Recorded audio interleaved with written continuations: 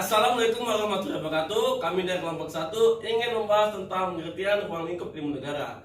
Yang beranggota Saya Anissa Nabila. saya Bima Putra Sopanata. Saya Arif Muhammad Sidik. Saya Muhammad Ali Farilatar. Saya Agung Setia Budi.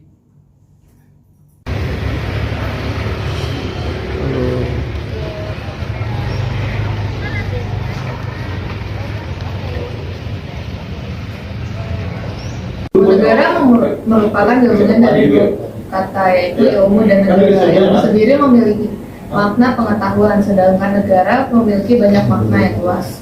Negara menurut Hans Kelsen, negara adalah sesuatu yang tersusun atas dasar pergaulan hidup bersama yang di dalamnya terdapat dua tata paksa dalam kehidupan. Menurut Logeman, negara dianggap sebagai organisasi masyarakat yang memiliki tujuan untuk berkuasa. Menurut Jan Bedin, negara merupakan persekutuan dan keluarga yang telah dipertimbangkan sesuai dengan kepentingan. Udah. Pengertian ilmu negara menurut para ahli. Menurut Herman Taylor, pengertian ilmu negara tulis dalam bukunya yang berjudul Third Level. Ilmu negara merupakan negara yang telah menguasai diri dengan segala bentuk perkembangan dan memiliki ciri-ciri khusus yang berkaitan tidak dimiliki oleh negara lain. Menurut Ernst Thunberg, ilmu negara dapat diartikan sebagai adanya penyelidikan tentang asal mula bentuk, struktur, sifat, hakikat, hingga ciri secara menyeluruh tentang negara tersebut. Menurut Maud Carnegie, ilmu negara dianggap sebagai penyelidikan asas-asas pokok dan pengertian dari hukum tentang hukum tata negara maupun negara itu sendiri.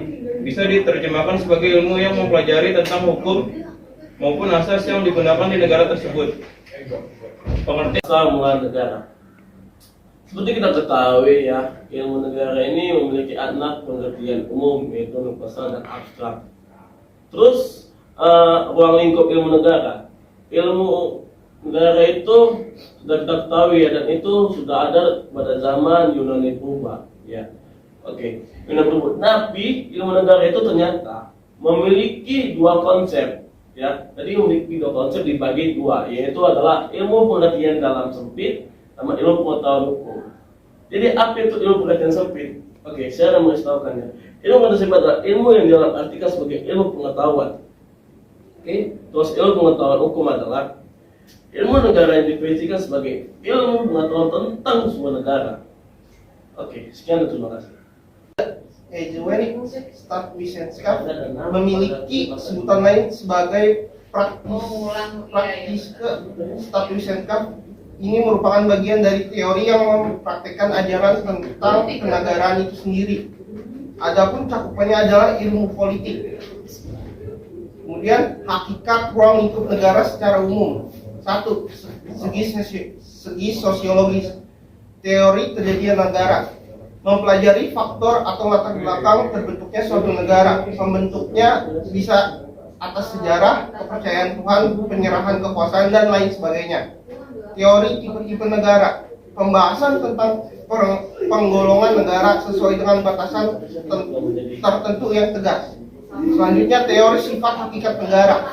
Membahas tentang arti negara secara keseluruhan negara tersebut. Yang terakhir, teori pembenaran hukum negara. Pembahasan terkait dasar atau alasan sehingga penguasa negara dianggap benar. Halo, perkenalkan nama saya Muhammad Algi dari kelompok 1, ingin menyampaikan materi tentang hakikat ruang lingkup negara secara umum. Dari segi yuridis.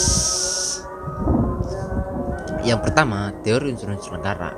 Teori unsur-unsur negara ini membahas tentang unsur apa saja yang menjadi pedoman atau secara hukum internasional terbentuknya suatu negara. Yang kedua, teori fungsi negara. Teori fungsi negara ini membahas tentang bagaimana negara mengatur dan membimbing masyarakat untuk mencapai tujuan tertentu. Yang ketiga, teori tujuan negara. Teori tujuan negara yang membahas tentang tujuan negara baik secara umum maupun secara khusus. Yang keempat, teori bentuk negara dan pemerintahan. Teori bentuk negara dan pemerintahan membahas mengenai bentuk suatu negara bentuk suatu negara dengan cara kepemimpinannya, dan nantinya akan berpengaruh pada pemerintahan yang dijalankannya. Nah, yang berikut masih dalam segi yuridis. Sistem pemerintahan, teori sistem pemerintahan berhubungan dengan bentuk negara dan sistem pemerintahan yang dijalankan untuk mencapai tujuan dengan negara dan menjalankan fungsi masing-masingnya. Terus teori sendi pemerintahan. Teori sendi pemerintahan ini membahas tentang bagaimana pemerintahan pusat menyelenggarakan pemerintahnya untuk bagaimana cara yang tertentu untuk membaginya menjadi beberapa badan atau organisasi-organisasi tertentu. Mungkin itu saja dari saya. Sekian dan terima kasih. Assalamualaikum warahmatullahi wabarakatuh. Assalamualaikum warahmatullahi wabarakatuh. Di sini saya ingin menjelaskan tentang hakikat ruang lingkup secara umum. Yang pertama ada teori alat-alat perlengkapan negara, yaitu berhubungan dengan cara pemerintah bekerja sesuai dengan lembaga eksekutif, legislatif, dan yudikatif.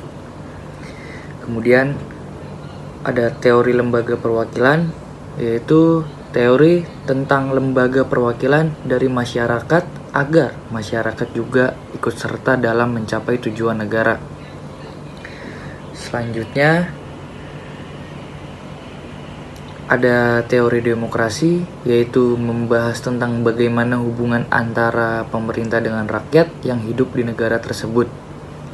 Kemudian teori kedaulatan negara, yaitu berhubungan dengan negara yang dianggap sebagai kodrat alam, yaitu memiliki kekuasaan tertinggi dan memimpin sebuah negara. Selanjutnya teori konstitusi, yaitu membahas tentang keseluruhan dari sistem tata negara suatu negara dan berisi tentang berbagai macam aturan untuk menyelenggarakan pemerintahan sesuai dengan undang-undang. Dan yang terakhir ada teori kerjasama antar negara, yaitu berhubungan dengan hubungan kerjasama yang dijalin antara satu negara dengan negara yang lain dalam berbagai sektor seperti ekonomi, politik, sesuai